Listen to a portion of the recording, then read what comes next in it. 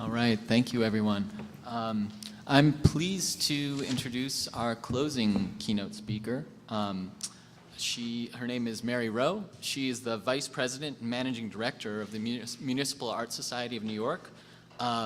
There she focuses on building economic vitality, cultural vibrancy, environmental sustainability, and social diversity, a number of issues that have come up today as we've talked about the Gowanus. Prior to that, she was the coordinator for the New Orleans Institute for Resilience and Innovation. So please join me in welcoming Mary Rowe.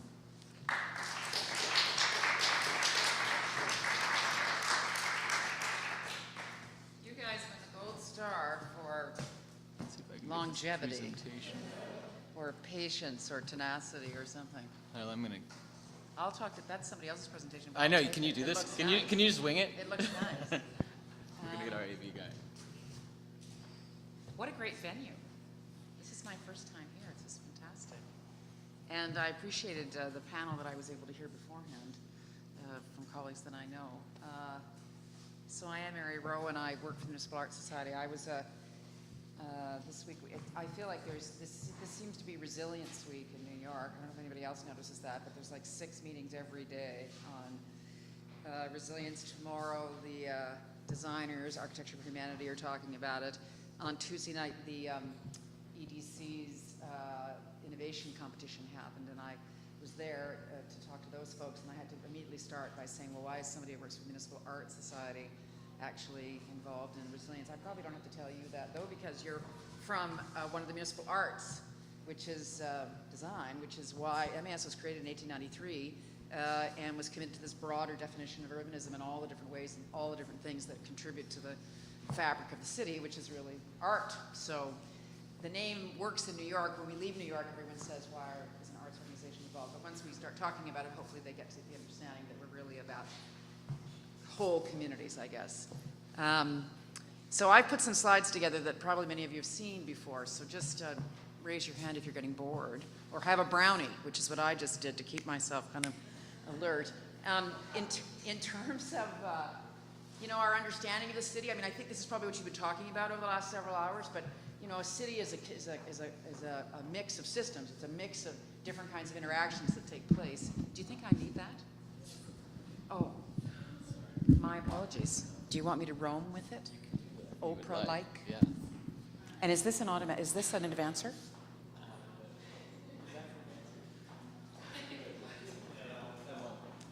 It's a dummy advancer. Yeah, you just Makes you think. Okay, the old-fashioned way. Well, I'll just hover here. So just this idea that cities are actually mixes of capital, and we talk about this. I mean, we've just finished an interesting project at MAS, or we haven't finished it actually, on the civic commons. And part of what we're talking about there is that cities are the way in which you engage various forms of capital: natural capital, which you've just been talking about, social capital, economic capital, cultural capital, physical capital. But that's really what cities are about. And part of what we always try to emphasize, I think, is that this is really a model in nature, is what you guys talk about all the time in design, that we're trying to get people to think about it broadly in terms of urbanism, is that these are the kinds of connections that you're always trying to seed, literally, or design, or enable, or all the kinds of things that you see in natural systems you want to see in cities as well. And we see it in man-made fabric as well, that every aspect of which we create cities actually is stuff that's predetermined and continues to magnify that pattern of connection. So in terms of why design matters, does anyone know what this is a picture of? Correct, you win. This is the Industrial Canal in New Orleans, and to me it's just an extraordinarily prophetic example of a screw-up around design, right? And my next slide, I hope, is the implication of it, yes, which is this. You know, how on earth could we have expected a community to be resilient if you can't get in and out of a neighborhood on foot? And that this is the sign about to cross the Industrial Canal in New Orleans into the Lower Nine. And when I saw this, I took this very soon after Katrina. Well, not that soon, because there are trucks and cars around, but the grass is green for months and months. It was brown. But this point that we made this fundamental error to diminish the connectivity of a neighborhood pretty much doomed the place, whether it was going to be flooded or whether it would have had some other kind of challenge, which it had many. This kind of error in planning and lack of integrated design and respecting that early picture I put up of that vine on a wall that just emphasizes that nature instinctively wants to connect, which is what cities, we as designers of cities, should be enabling all the time. So we all know what that is. That's Katrina, and I'm going to talk a little bit about my experience in New Orleans and a little bit here about what we're observing here in the Northeast post-Sandy. Because there's a gazillion lessons, and we have something at MAS called the Resilience Roundtable. We met last night. It's 35 people who scream and yell at each other about whether we're on track or not, from all different walks of life here in New York. We had the state, we had the feds, we had the city there. And part of what we're saying is that we actually do think we've learned something since Katrina. We think that we are actually, next year is Katrina at 10, and in that 9-year intervening period, have we actually started to understand a little bit better about what do we understand about urbanism when it's so extraordinarily threatened as it was here in New Orleans. To our extent here in the Northeast, not at the level of, not to the extent that it experienced here. 180,000 units of housing lost. You know, many people, everybody affected. Unlike in New York, really only 5% of the New York population directly affected by Sandy. Here in New Orleans, a whole different picture. And that was the flood zones. And how many of you here actually worked in New Orleans? I know you did. So a number of us did, so we know. And we're still really learning in New Orleans. I think this is another piece to communicate to the New York audience, is that resilience does not happen quickly. In fact, if anything, probably its speed is probably antithetical to resilience. Resilience is more probably about patient capital and lots of slow things that occur. And this is the extent of what New Orleans had to. This is the Lake Pontchartrain at the top, the Mississippi River at the bottom, all those blue areas, the heavier shaded the blue, the higher the water level, the longer it stayed. And that was the context in which I arrived. And I always show this slide because this is really, this is me joking with you about your tenacity. This is the tenacity that exists in communities. That whether or not we, as you know, for those of us that were present in New Orleans immediately after Katrina, you know, there was a second deluge after the water.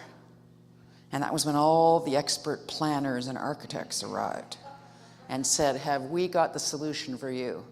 And it was kind of shocking, actually, the hubris with which our colleagues entered into the community and started to finger wag and say, oh, if you'd only done it this way, if you'd only done it that way. And there was this kind of pushback that I think is part of what I heard the panelists just talking about here in the canal, who are working in the Gowanus area, is that we have to try to find ways to harness local energy, local knowledge, local commitment, local insights, and not to try to balance in a much more appropriate way local intelligence, local energy, and local instincts, and their local entitlement to actually have control over their destinies. And this was a message that was put up very quickly. This tells you how soon it is, because you can see there's still rubble on the street corner. So this kind of forcefulness that came back, we see in New York as well. So here's our version. 6 years later after Katrina, and then that's what we see here. So I think that part of what I always want to challenge us, and those of us that are engaged in city building, is to try to find ways to figure out how do we give voice to these kinds of sentiments, and how do we allow, in the same way that water will find a path, you know, we need to think about our human-centered design allowing a path for this kind of intensity and energy to be reflected in how cities actually function. So I stole a few slides from Rebuild by Design because MAS was involved as one of the lead partners in Rebuild by Design, trying to, within that extraordinarily truncated time frame, to see if there were ways to create community engagement opportunities, and to not just focus on physical resilience, but to focus on social resilience. And I do think this is an area where I feel, I don't know, the other Katrina veterans tell me whether you agree, but I think this is an area where we're better than we were 9 years ago. I think there's a much broader understanding that that when you have an event like this, a catastrophic event, and whether it's a Sandy or a Katrina, or if it's a slow Katrina, like in Detroit, I think there's a much broader understanding that there are underlying conditions that precede whatever the dramatic event is, and that we have to find ways to make sure that whatever kind of recovery that then moves to resilience, that whatever initiatives we do have to be addressing those underlying conditions. And that you probably want to start with these kinds of situations, that just addressing the physical doesn't make any sense, because in essence, you're not getting at the root of what was there in the first place. So this is sort of our takeaway that I have certainly spoken about post-Katrina, and I feel we see it manifesting here again in New York and in New Jersey and in Connecticut, is that we have what's really a perverse opportunity. When I suggested that I was at that jury meeting, or the public showings of the finalists around innovation and technology post-Sandy, I really feel there you can see the perverse opportunity nature of this. All sorts of fabulous, really resourceful local businesses coming up with smart solutions to make their business communities more resilient. And if we can't here in the Northeast, with all the resources that we have at our disposal, if we can't find the challenges that the Sandy situation put in front of us, or that the Gowanus Canal presents to us, or that the East River presents to us, or whatever other particular sets of challenges we have in New York City, if we can't find a way to turn that into a kind of hub for innovation and expertise and new kinds of ways that we can engage local populations in coming up with good solutions, then really shame on us. I mean, we have all that it takes here to be able to do that. What we saw post Katrina, we saw again in Sandy, and we saw it, and it was more formalized in Sandy because it called itself Occupy Sandy. They were extraordinarily resourceful. This idea of hubs, you know, that these kinds of indigenous communities that focus, they form up in people's garages or at kitchen tables. We used to say in New Orleans that it was a kitchen table recovery. And that how can we, again, back to that civic commons I referenced, how are we as city builders thinking about how do we find those, how do we seed or put in place those kinds of flexible facilities that can become hubs as they need to be, or form that connective tissue, those links as you proceed in whatever adventure you need to do. We saw that in Queens with the libraries that became destinations during Sandy. All sorts of things have to be improvising, and there are also different opportunities for this. So I think, you know, these are my little mantras that I always try to remind myself of when I'm starting to get too reductionist and too simple, or too tired and deciding that I want something simple. No single solution, no simple answers, no outside experts with the magic bullet. Scarce resources breed improvisation. I think this might be our disadvantage a little bit here in the Northeast. In New Orleans, there was real scarcity. There still is. And as a result, there's a kind of appetite for trying other stuff. Do you agree with me? In a much more kind of resourceful way. Whereas here, because you have extraordinary abundance in so many ways, even though it's not very, very well distributed, it lulls you away. They have to be scrappy down there, and they've been that way for decades. It was interesting being in Rotterdam last week or 2 weeks ago for the Delta Cities Conference. Who was there? See what I mean? It's like the resilience groupies. It was really interesting, though, because we were on a session there, and boy, then you're dealing a welfare state Dutch government that's had 70, 65 years of inculcating into their cultural way of operating an assumption that the public sector and government is going to create the solution. So they're looking to us saying, oh, well, how do we engage the entrepreneurial community? How do we get community voices engaged? They really look at us with a certain kind of envy that they think we're just a hotbed of democracy over here. And it's interesting, though, that the same difficulty, the same challenge, that if you come from a system where a lot is provided, it's just that much more difficult to mobilize and get sort of patching. You know, resilience is really about patching it, cobbling it together. That's the more resilient system. Boy, are my engineering friends here to take me to task on that?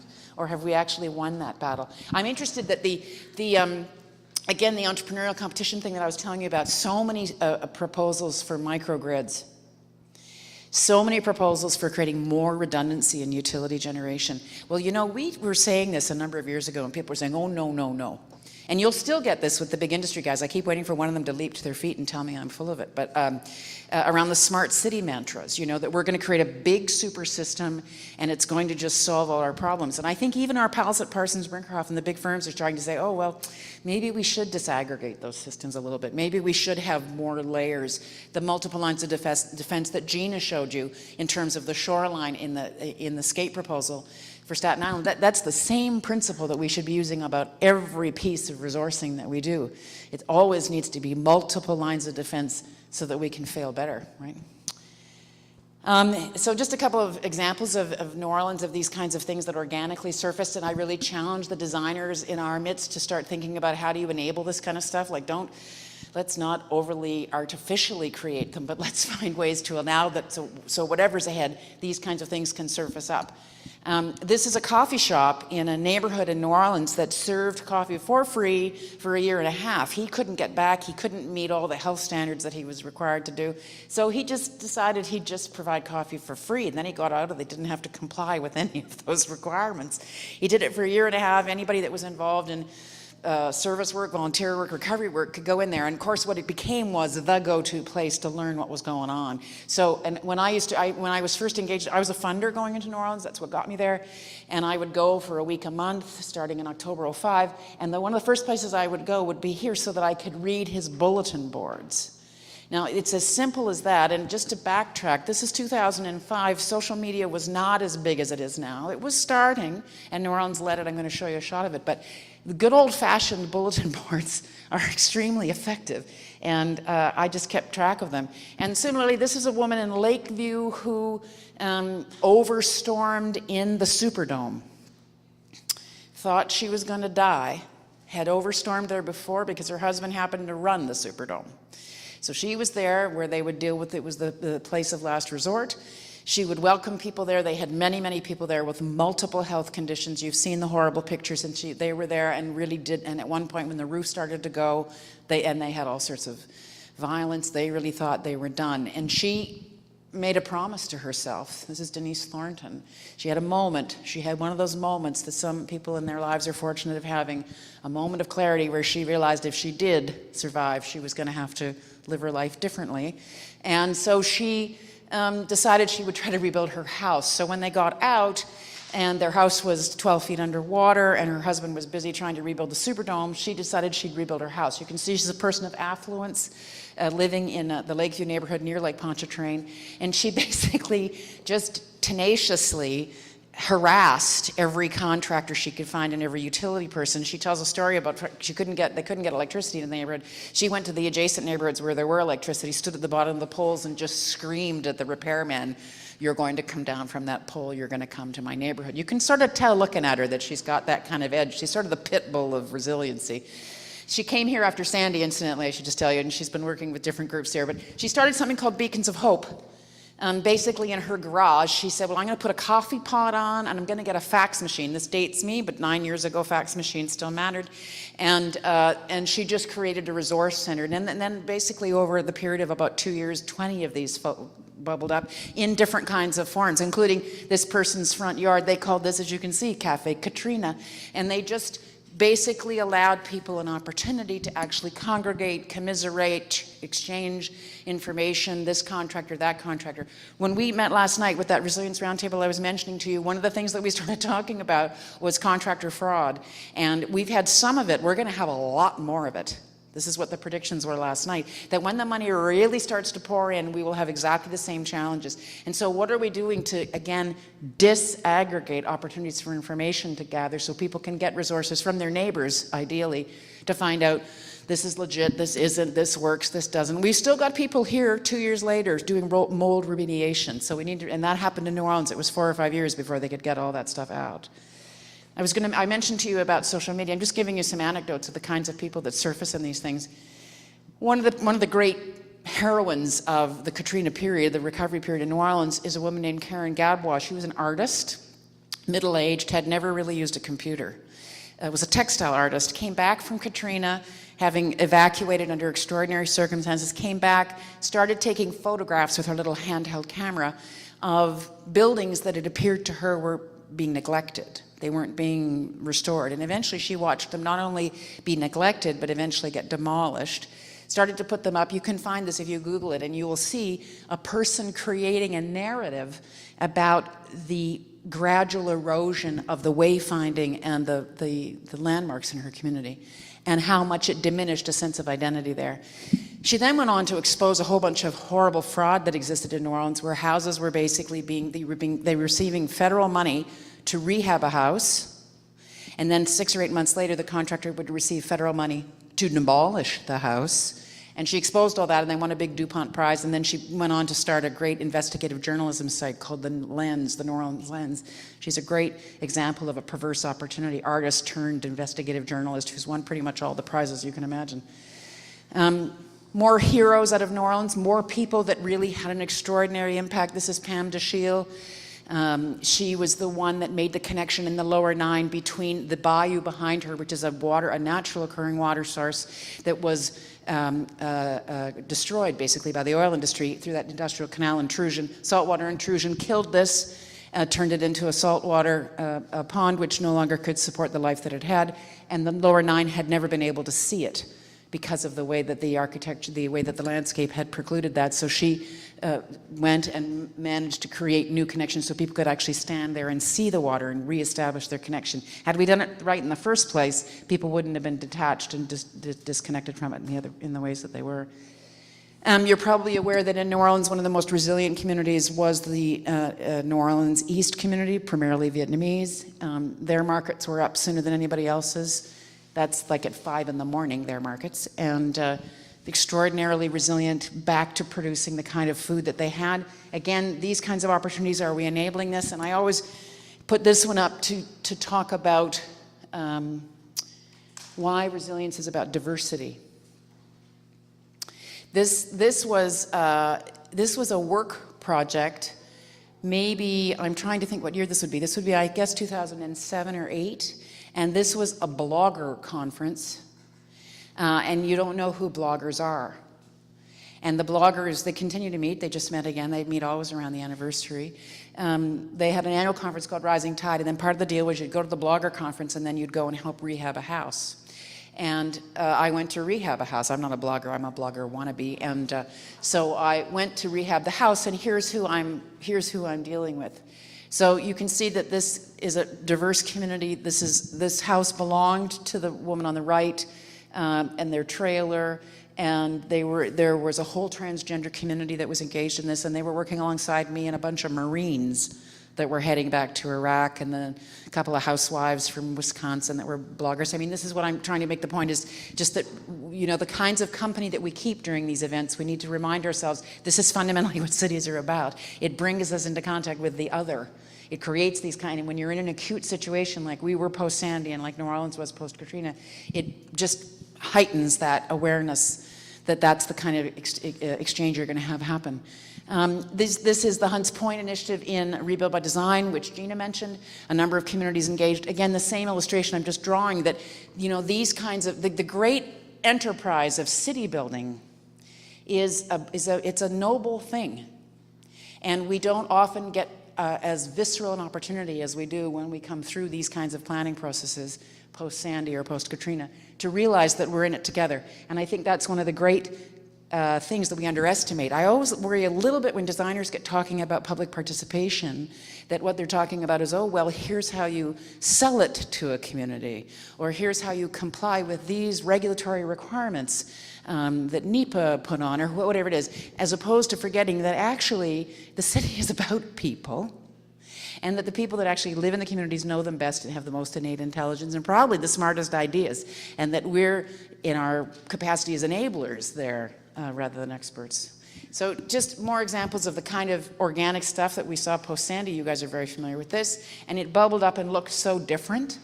I think this is another piece of the interesting thing for us post-Sandy, is just to, even when I heard people talking about, well, when I went out to, you know, we forget how far out we have to go. New York City it's not just around the corner, it's out. So all the different kinds of ways in which people responded and engaged. This is this brilliant piece. We didn't have this in New Orleans, but we had it here. Who thought of this? Oh, let's use the Amazon wedding registry. Like, that was just a brilliant piece. They should get some fabulous prize for that.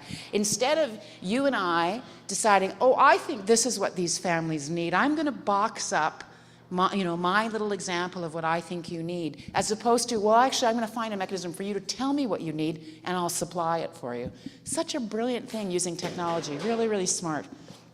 And then even our sharing economy folks, the same kind of mechanism that what we saw, again, this didn't happen 10 years ago, but it happened here, where all of a sudden you've got enlightened businesses saying, well, just a second, I've got an inventory, I got a lot of places sitting here empty, what about if we make those available? Airbnb hosts, let's make this available for people that are displaced. These are just smart ways that resilience is about catching the slack. You know, part of a resilient system is that we have ways to take where we have excess and redistribute it where we have scarcity. And that was what you saw with just as simple as the Airbnb. That's what we're starting to see around recharging stations. I mean, was there a more visceral thing than you remember? Nobody could charge their cell phone, but we had lots of folks that did have power. So how do we find a way to share that?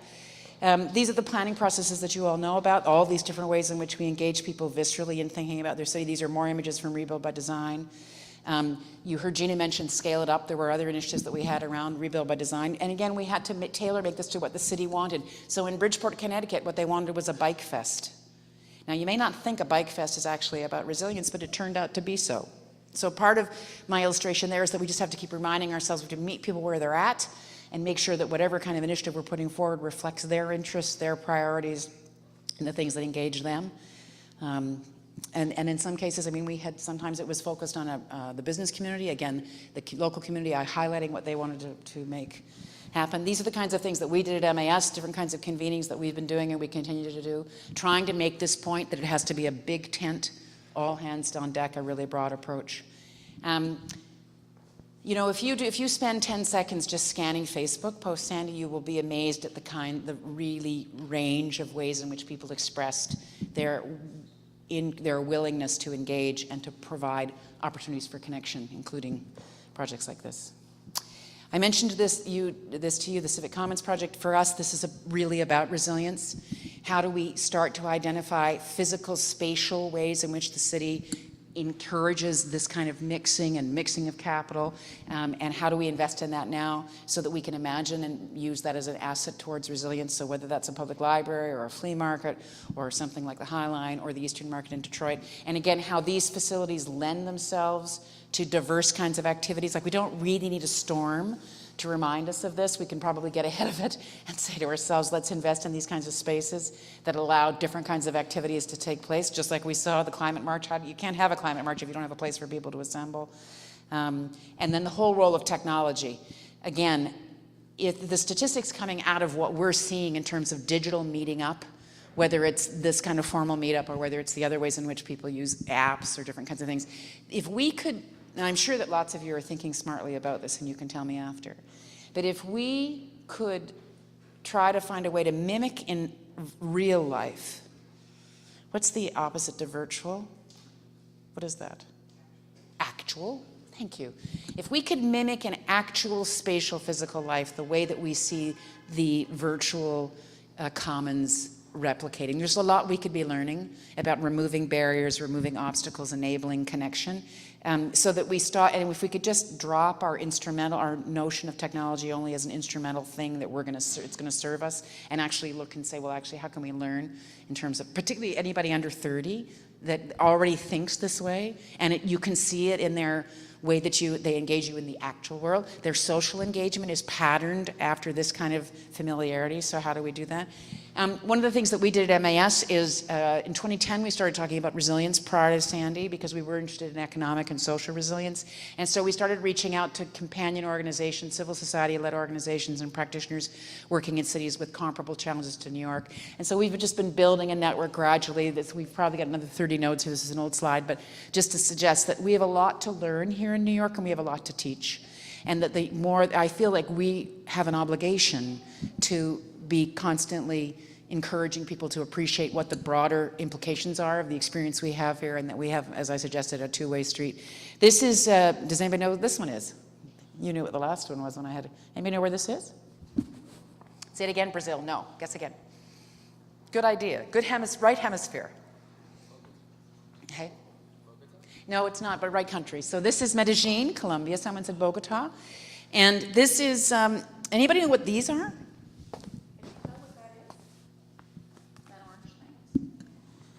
So this is, you need to Google this. Google Comunitas 13 in Medellin, or Mendellin, Colombia. These are favelas, obviously. These are low-income neighborhoods up atop. Most of the commercial development in Medellin is in the valley, but up in the mountains are where the lower-income communities are. And they are very dense, as you can see, and they're self-built concrete slab. And when folks started to talk to those folks, what they found were there were two particular challenges that people were having in there. Because it was so high and so dense, people couldn't get to work or to school. It was taking too long. There were too tired, a couple hours down, a couple hours back. They just said if there was just some way for us to be able to actually get up and down more efficiently. And so they smartly, I mean really smart, I hope you have a picture, yeah, they created these. Yeah, they're escalators. And the thing that's astonishing about them, I think there are 13 of them. You kind of go up and then there's a landing and then you go up and there's a landing. And of course it's transformed the connectivity and the mobility of that neighborhood because people can get down. So when we were riding it, there were school kids in school uniforms and there were contractors carrying drywall, and it was really interesting. The other thing is that to me, it's a great example of transit-oriented development because artists have come and created all these beautiful murals that tell the stories of the community, and they're on every landing. And then as you get up, you'll see little businesses are poking up of these little landings. So there's people there selling cell phone minutes, and there's people there selling bakery goods, and then tailoring services at the landings of these escalators. You know, the value of connectivity, what that does to a community, and how a design intervention has just had an extraordinary impact on that community. And this is the quality of work that people are doing, and that when you just really it's just a mind-boggling thing. The other thing that they did is same principle, different kinds of access points. They used these different, I want to call it a funicular, but it's not. What is it? What do you call this? It is a funicular, I guess, but there's only 6 people in it. What do you, hey? Gondola, yeah, it could be a gondola. What else? Aerial tram, thank you. So they've built these, and at the access points to them, they've put they've put libraries where you get on. Now come on, how fabulous is that? So you go to get on the darn car, and then there you are standing in line, and there's this beautiful library. You can pick up a book and read it in the car. It's just fantastic.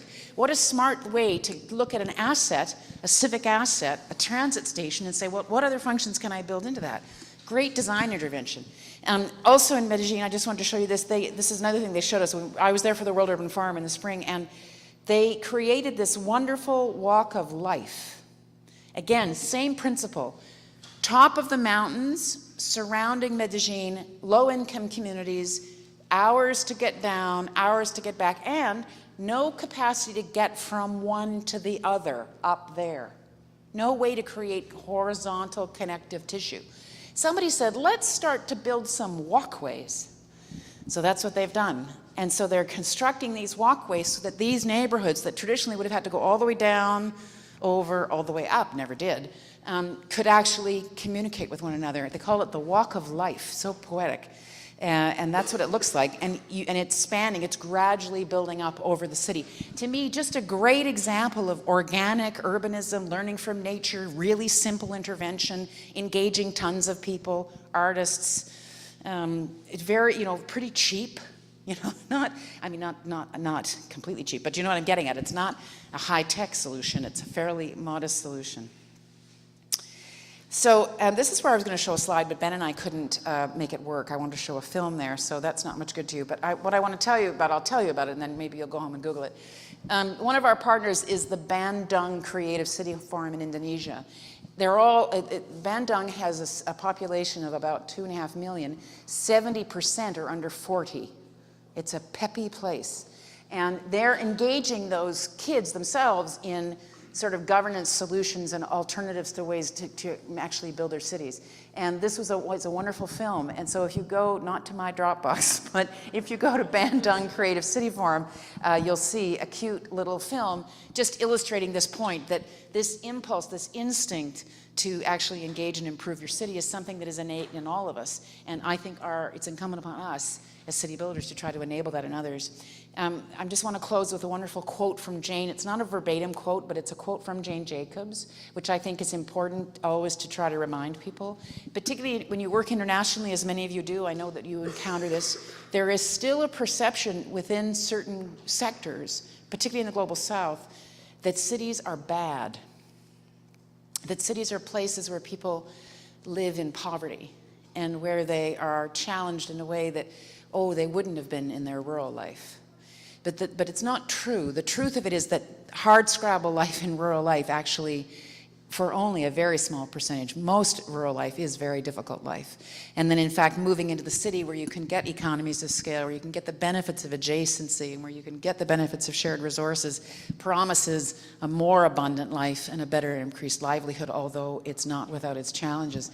And I think that sort of pathological view of the city, that somehow it's sick or bad. We all buy into it. You know, we're going to revitalize, we're going to renew. We have to just try to take this back and say cities are inherently hopeful places. And Jacobs talked about this in a very level way. She just said that a problem in a city was work that still needs doing. And that in fact is what cities do. They create opportunities, they create opportunities for us to work collectively and to get things done. So I always just like to leave people with that we're continuing to do that. We're continuing to find new ways to do work. I love this. This is in Rotterdam. What's Hertz doing? Opportunistic. Now they're going to rent bikes because they found out work still needed doing. We hadn't really solved the transportation challenge. Let's get people on bikes. This to me is my low-tech version of Hertz Rent a Bike. This is just a street. I was in New Orleans in the spring, in April, and I went for a walk in the Bywater, those of you that know New Orleans. And I saw this lovely wall and this tree and this, I didn't really pay much attention to this, but I did notice at the bottom that, you know, something was going on the sidewalk. Do you see? Can anybody tell what this is? What's going on? Okay, I'll give you a clue. Can you read that? Yeah, I can't either. I can hear on the computer, I can. So I'll tell you what's there. There's a little piece of paper there at the bottom, right? So I was standing across the street going, what's going on? So I go over and I go to that piece of paper, and the piece of paper has a sign, handwritten sign. It says mulberries with an arrow up, right? And so that's what this is. That tree was shedding mulberries like crazy. And you see how it's completely marked the sidewalk. It was just a big sea of crushed mulberry. And then I walked over, I said, oh, somebody has been so sweet, they've made a sign saying mulberries arrow. And so I picked some, like that's my hand, and I ate the darn things. And I thought, what a perfect metaphor for what the city is. The city is always giving us these opportunities. It's producing something for someone to use and to find a way to connect to it. And I just love that little beautiful example. Another example here, this is New Orleans. After Katrina, those of us that were there know that the US Army Corps marked every house with this kind of symbolism, and each quadrant meant something. So the quadrant to the left, I think, had to do with which army division had checked the house. The top is the date when they checked it. On the right would be something to do with the cohort, and then the bottom was whether they found a body. And these marks stayed on houses for a long time. What I love is that some artist has said, great, so they've turned it into a piece of art, commemorated it. We see a few of these. You've probably seen them when you've been there. Again, how the power of art, this is in the Bywater as well, right? The mulberry tree is just around the corner from this. The way in which people own their place, and the way in which they actually say, they put a mark on there and they draw a line and they say, actually, we're going to recover and we're going to preserve. We're going to preserve who we are. We're going to preserve the asset, the resources that we have, and express them in the way that these folks did. So, and this is this wonderful evocative picture that many of you have probably seen that an artist took of Manhattan in the dark. How rarely we see it, looking up to where the lights actually came back on above 42nd Street. Do you know who this is? This is Banksy. I don't know if you can tell, this is New Orleans as well, I don't know if you can tell, they've had to put plexiglass over Banksy because people were defacing them or stealing them. And again, this notion that this is what cities actually incubate, are these kinds of artistic opportunity. This is the climate march that I happened to be in London for 2 weeks ago. I wasn't here, but I was in London. And I just shot that picture. It reminded me of that Banksy graffiti piece, sort of, what's that phrase, you know, life mimicking art. And that this is really what cities are about, is this kind of ultimate commitment that we're making to an experience of collective life together. And I appreciate the role of designers in enabling that and enabling self-organization in the cities. Thanks very much.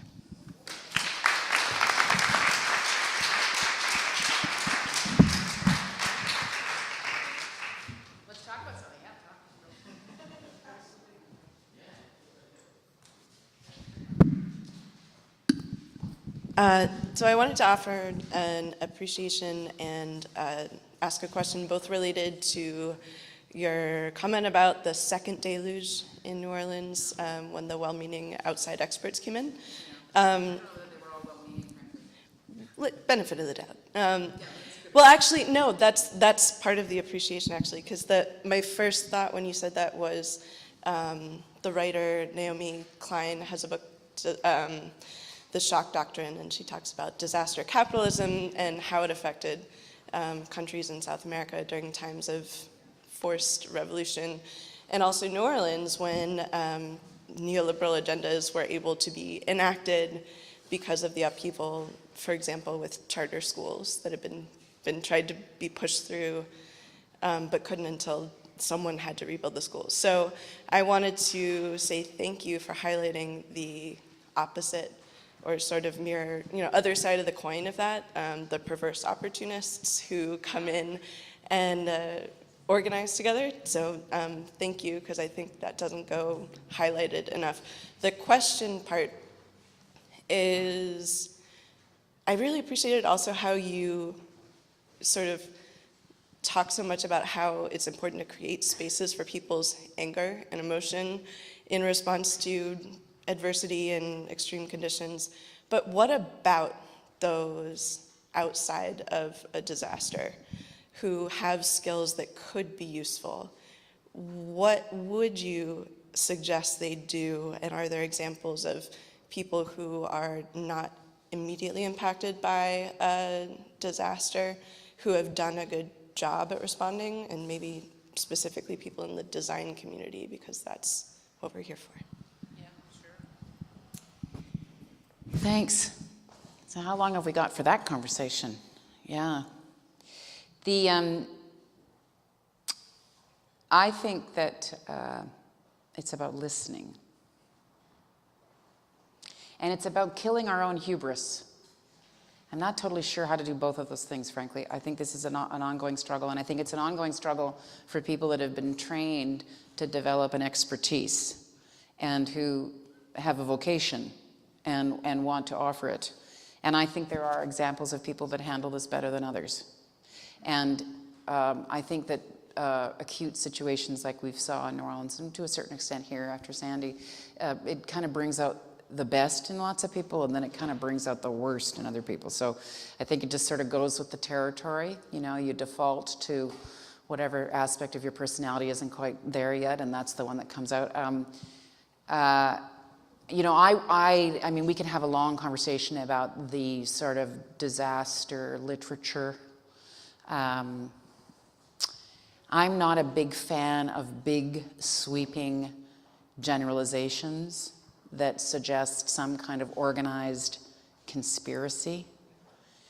Anybody that was down in New Orleans post-Katrina, I'm interested to hear. I mean, Naomi Klein, with all due respect, she's an extraordinarily smart person and a beautiful writer, but she was there for a nanosecond. And anybody that was there for any duration can just tell you, you just can't imagine there being a conspiracy. It was just way too chaotic. Like, nobody was conspiring. I mean, there were individuals that were on the take, obviously, but these environments are really complex, challenging, messy places.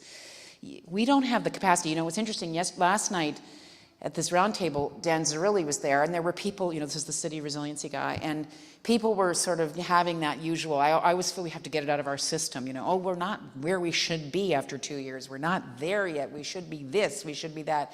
And I thought Dan said something very smart, which is hard for people to hear. He said, if we had built back completely in 2 years, we would have done the wrong thing. And I think that's very true. The difficulty is that you have to find some kind of capacity to support people while you're trying to work your way through what the right thing to do is. And that's the dilemma. It takes a long time. It's very chaotic. A sort of monolithic, this is a very long answer, but thanks for giving me a chance to ramble on about something else. But it's, if you wanted a militaristic approach, we used to say this in New Orleans, we need a czar. They did actually in New Orleans. I think we got smart here. We realized don't do that. You want a militaristic approach, you're going to get a monocultural answer. And that's not really a true urbanistic answer. So real urbanism is organic and messy and gradual and iterative, and it builds on itself. And so to just do it whole cloth and say, let's do that, you would have gotten barracks. You would not have gotten a really fabulous, diverse place. And I think that then that means, there's a vacuum, so Halliburton's going to roll in and make $1 gazillion. Now, people do make money off these things, but I don't think fundamentally we should spend too much time thinking about that. What I'm interested in is how do you get resources into the hands of every anarchist you can find, because we all turn into anarchists during this phase. And then eventually you become self-interested and you start to solve things together because you just need to. So I'd rather we find ways to decentralize resources, decentralize planning, decentralize technical expertise, dispatch folks and get them figuring it out locally, and then find a way to stitch it together into a coherent whole. And I think that's a challenge we haven't quite mastered yet. But I don't want us to go the other extreme. The king is going to roll in, and there just is no king, you know. There's no. So I don't disagree with you that there are perverse opportunists. I should add that. That's a good role. On the charter school piece, complicated. Same thing happened on public housing, right? So you had two large systems in New Orleans, way broken, way before Katrina.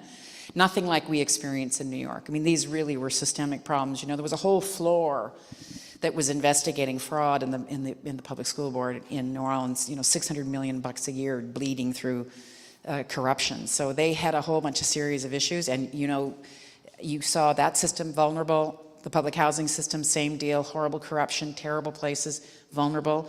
Both those systems are broken, and then you're quite right. But I just don't know if I want to suggest it was as monotheistic as somebody came in and said, oh, I think it was two systems desperately in need of some kind of disruptive innovation, and unfortunately they got one. You know, the other thing I would say about it, I don't think, it ain't over yet. That's what I would say too, on the education piece. Because I think that for those of you that aren't following the code that Emily and I are having here, New Orleans has the largest percentage of charter schools in any place in the country. And, you know, there are successes and failures with that, tons. And I think that what we're going to see is it will eventually norm itself back into some kind of a public system. In the meantime, we should be watching it like crazy to see if we can understand what works well in charters and what doesn't. And there's tons of debate in there in New Orleans about it. And again, it's sort of a cautionary tale for all of us. If you neglect these systems, if you don't find ways to equitably resource the public systems and the civic commons that you've got, then something like this happens and boom, you're really screwed. So I think it's a difficult thing, you know. And I'm not happy about the public housing solution either there, because they lost the fabric of those communities. And I don't know if any of you saw the public housing. It had extraordinary potential, but it had been chronically neglected and neglected and neglected. So what are you left to do, you know? Gordian knots, there were quite a few of them in New Orleans. There's still Gordian knots there. So, okay, anybody else? Yeah. I promise I won't ramble on so long after your question. Emily's was a good one. I want to bring it back to New York, since I think there may be some parallels. Of course, the trauma that, you know, happened in New Orleans will never compare to, you know, the small trauma of Gowanus, you know, over time. But what's going on now in the community, I think part of this conference is this long discussion about what will happen with everything. And you were talking about, you know, these opportunists coming into communities, and how if you had built up too quickly, that would have been a huge mistake, and the time was actually beneficial. And I found that in the community, there are a lot of people who feel that way about Gowanus, and that they would rather not impede development, but just slow down the pace and rate at which it's happening, because we know both historically and just now that it's already carved up by whoever can pay for it, wants to pay for it, etc., well before the public is ever really aware of it. That's just the way it works here. And I'm wondering, from this anarchist point of view, from this like localized, how do we as a community slow down these deals which happen quite explicitly under our noses, so that we don't know about them, so that we don't try and stop them? And like, what are we actually supposed to do? Because I'm at a loss actually of how to slow down the brakes. Half the people in the Gowanus neighborhood that I know of where Lightstone is going up don't want them to build that extra height onto that First Street. In fact, they feel like it impedes the view onto the basin, etc. But they feel like the decision's already been made for them, and they're afraid that now that that's happened, they don't have choices about anything, so on and so forth and so on. How do we slow down? Yeah, that's a great question. Well, and actually I realized that I didn't, Emily, right? I didn't answer the other question about, do I have examples of where a professional or an outsider has gone in and worked well? I think that I'll give you two designers that I think have gone and worked well in communities that you could Google. One is P.K. Das, who works in Mumbai, who's an architect who is completely organized around listening to communities and implementing ideas that emanate from the community. He's done tons on water restoration and park restoration. And the other is a guy named John Van Nostrand, who's an architect planner who worked in Amman, Jordan, and also in Toronto. These are two designers, to my view, that are. I mean, there's many. You guys all know them. You know who your participatory people are. But I think there's a approach to these kinds of things that can be much more successful. Now let's talk about slowing it down. You know, Jane Jacobs in Death and Life of Great American Cities has a chapter called Cataclysmic Money. And I feel that disaster communities live the life of cataclysmic money. Too much money. It's an anxiety-provoking thing because you just can't, for anybody that's been in the business of trying to disperse money will tell you, and you can talk to any of the bureaucrats, they'll say the same thing. When you have too much money and the pressure to get it out, it just lends itself to really horrible decisions because you just don't have time. So let's all agree that big money and cataclysmic money, whether it's coming from the public sector or whether it's hard, it's a very big challenge. The thing around slowing it down locally, I would say two things. One is, this is why we have to encourage communities to be ready. This is the problem, isn't it? You know, communities, if they had their druthers, we all know this, would default to just leave it the way it is, even if it's not quite great. They would prefer to default to leaving it. So how do we provide, again, those of us in the enabling world, how do we provide communities with glimpses, for instance, of what your future could look like if you actually seized it and took more control over it? So I'm an advocate for devolution and really finding ways to have more. So participatory budgeting is one version of that, but to get more decision making in the hands of people so that they then have more at stake, so that they can then see the benefits of participating and they can actually have a couple of incremental wins.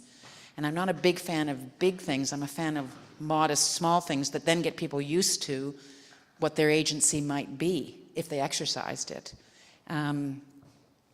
Boy, New York City is just a tough place to say, how do you slow it down? Love that. But you know what we should do? We should let's look at some movements that have been successful. Let's look at slow food. Now, all the people most of your yuppie neighbors in this neighborhood are slow food advocates, right? So let's find out, that took 3 decades for people to appreciate slow food, and we're still not quite there because the economics of it are still privileged. But I think there is something happening around this and around, I think the sharing economy is actually a portal in. I mean, as much as there are aspects of the sharing economy that drive us all nuts, like I am not a total go to the mat for the sharing economy, but I also think there are fundamentally at the most granular level examples of people, entrepreneurs working hyper-locally that basically want to create a buying circle within their immediate neighbors. They want to find ways to be able to share excess, and I think that you can.